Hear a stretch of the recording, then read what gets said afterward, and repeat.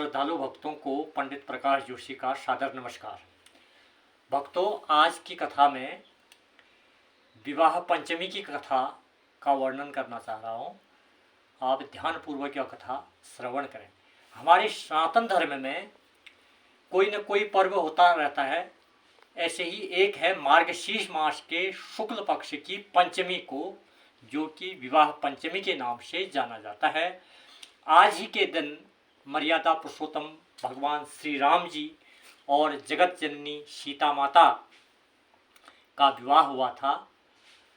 तो इस संबंध में कथा है। इस बार यह विवाह पंचमी का पर्व दिनांक 28 नवंबर 2022 दिन सोमवार को मनाया जाएगा। अब आप इसकी कथा श्रवण करें। मार्गशीर्ष मास के शुक्ल पक्ष की पंचमी को मर्यादा पुरुषोत्तम भगवान श्री राम ने माता सीता के साथ विवाह किया था। इसलिए यह दिन श्री राम विवाह उत्सव के रूप में मनाया जाता है और इस दिन को विवाह पंचमी के नाम से भी जाना जाता है। मर्यादा पुरुषोत्तम भगवान श्री राम को चेतना और माता सीता को प्रकृति शक्ति का प्रतीक माना जाता है। इस दिन मर्यादा पुरुषोत्तम भगवान श्री राम और सीता का विवाह करवाने का भी बड़ा महत्व है। इस दिन अपने घर में भगवान राम और सीता जी की विधिवत पूजा करनी चाहिए। ऐसा करने से अविवाहित लोगों के लिए उस दिन विवाह में जो आ रही अड़चनें हैं वह समाप्त हो जाएंगी। यदि वैवाहिक जीवन में कुछ समस्या आ रही है तो इस दिन व्रत रखने से, भगवान श्री राम और सीता का सच्चे मन से ध्यान करने से दाम्पत्य जीवन में आ रही कठिनाइयाँ समाप्त हो जाती हैं। इस दिन अविवाहित लोगों को मर्यादा पुरुषोत्तम भगवान श्री राम एवं सीता जी के समान योग्य जीवन साथी प्राप्त होने की प्रार्थना करनी चाहिए। ऐसी मान्यता है कि विवाह पंचमी के दिन घर में अखंड रामायण का आयोजन करना चाहिए।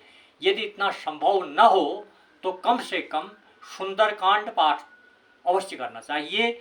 और विवाह पंचमी के दिन की जो कथा है वह इस प्रकार है कि एक बार राजा जनक के राज्य में कई वर्षों तक वर्षा नहीं हुई। लोग भूखों मरने लगे। कई जगह अकाल पड़ गया, बारिश नहीं होगी तो पेड़ पौधे भी सब सूख गए। तब एक आकाशवाणी हुई कि यदि राजा जनक स्वयं हल चलाएं तो वर्षा होगी। तब राजा जनक ने ऐसा ही किया। जब हल चलाते चलाते हल का फल, हल में एक फल लगा रहता है, हल का फल एक घड़े से टकरा गया। जमीन से ही एक घड़ा निकला, उसमें हल का फल जो है वो घड़े से टकरा गया। और जब घड़ा से टकरा गया तो उसमें से घड़े में से एक सुंदर कन्या निकली। दोस्तों को बताना चाहूँगा कि हल द्वारा जो जमीन में एक लकीर जैसी खींची जाती है उसे सिया कहते हैं। तब उस कन्या का नाम सिया या सीता रखा गया। और जब सीता बहुत बड़ी हुई तो राजा जनक के दरबार में एक शिव जी का धनुष था। उस समय उस धनुष को भगवान परशुराम के अलावा और कोई उस धनुष को उठा नहीं सकता था।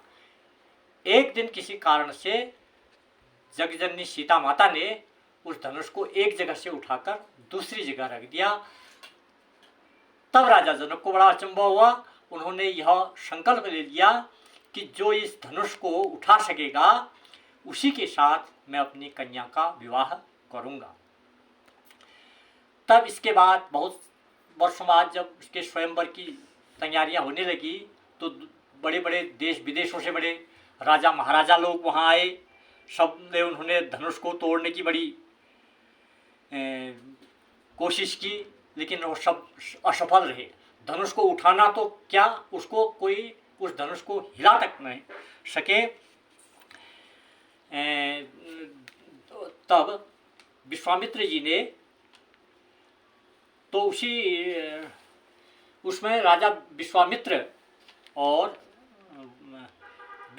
जी रामचंद्र और लक्ष्मण जी को लेकर उस धनुष यज्ञ में आए हुए थे।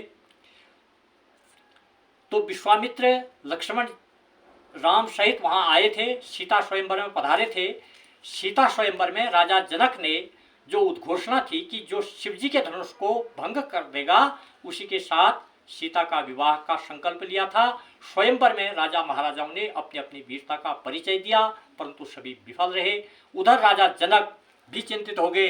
तभी मुनि विश्वामित्र ने राम को शिव धनुष भंग करने का आदेश दिया। राम जी ने मुनि विश्वामित्र की आज्ञा मानकर भगवान शिव जी की मन ही मन स्तुति कर धनुष को एक ही बार में भंग कर दिया। तदुपरांत राजा जनक ने सीता का विवाह बड़े हर्ष उत्साह एवं धूमधाम के साथ रामचंद्र जी के साथ कर दिया। और साथ ही राजा दशरथ के 3 अन्य पुत्र भरत के साथ मांडवी, लक्ष्मण के साथ उर्मिला एवं शत्रुघ्न के साथ सुकृति का विवाह बड़े धूमधाम से किया। देश के अनेक भागों में इस दिन शादी विवाह वर्जित होते हैं। मिथिला और जनकपुरी नेपाल के कुछ स्थानों पर इस दिन विवाह भी नहीं कराए जाते हैं। ऐसा माना जाता है कि मर्यादा पुरुषोत्तम भगवान राम एवं सीता के दुखद वैवाहिक जीवन के कारण संभवतः लोग ऐसा समझते होंगे कि सीता माता की तरह ही उनकी कन्या का विवाह वैवाहिक जीवन भी दुखमय हो सकता है। इसलिए उस दिन मिथिला और नेपाल के कई भागों में उस दिन शादी विवाह वर्जित होते हैं। उस दिन त्यौहार मनाया जाता है और मर्यादा पुरुषोत्तम भगवान श्री रामचंद्र जी और जगत जननी माता सीता का विवाह कराया जाता है। इस दिन कई लोग मर्यादा पुरुषोत्तम भगवान श्री राम जी और जगत जननी माता सीता के विवाह का आयोजन भी करते हैं।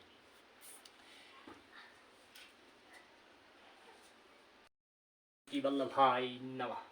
धन्यवाद दोस्तों।